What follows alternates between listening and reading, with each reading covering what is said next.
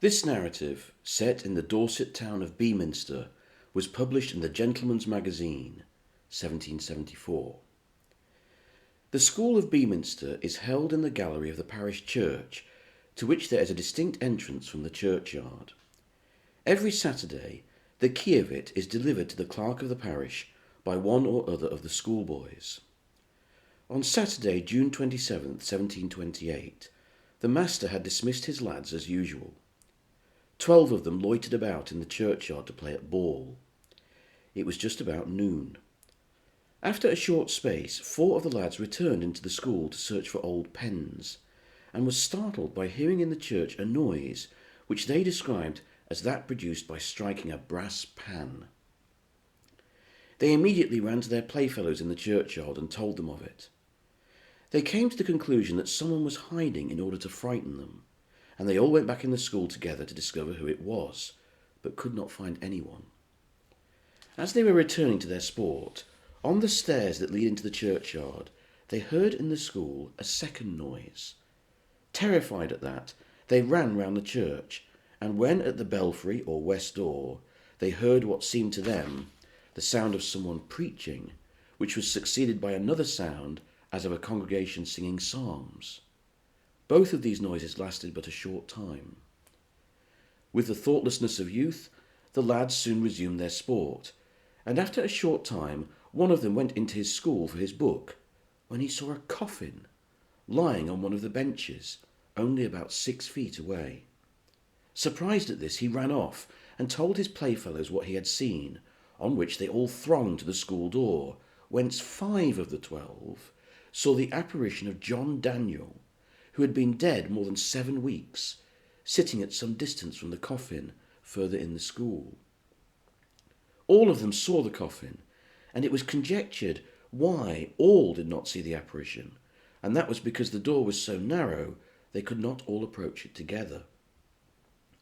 The first who knew it to be the apparition of their deceased schoolfellow was Daniel's half-brother, and he, on seeing it, cried out, "There sits our John, with such a coat on as I have." In the lifetime of the deceased boy, the half-brothers were usually clothed alike. He also said, "With a pen in his hand, and a book before him, and a coffin by him, I'll throw a stone at him." The other boys tried to stop him, but he threw the stone, as he did so, saying, "Take it," upon which the apparition immediately disappeared. The immense excitement this created in the place may be imagined. The lads, whose ages ranged from 9 to 12, were all magisterially examined by Colonel Broadrep, and all agreed in their relation of the circumstance, even to the hinges of the coffin. Whilst their description of the coffin tallied exactly with that the deceased had been buried in. One of the lads who saw the apparition was quite 12 years of age. He entered the school after the deceased had left it, on account of illness about a fortnight before his death, and had never seen Daniel in his lifetime.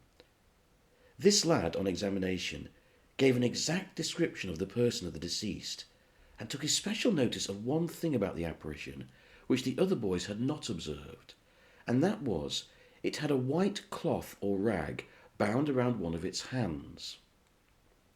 The woman who laid out the corpse of John Daniel for interment deposed on oath that she took such a white cloth from his hand, it having been put on the boy's hand, he being lame of it, about 4 days or so before his death.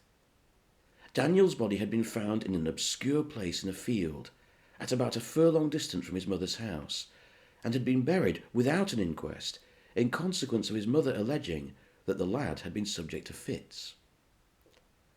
After the appearance of the apparition, the body was disinterred, a coroner's inquest was held, and a verdict returned to the effect that the body had been strangled.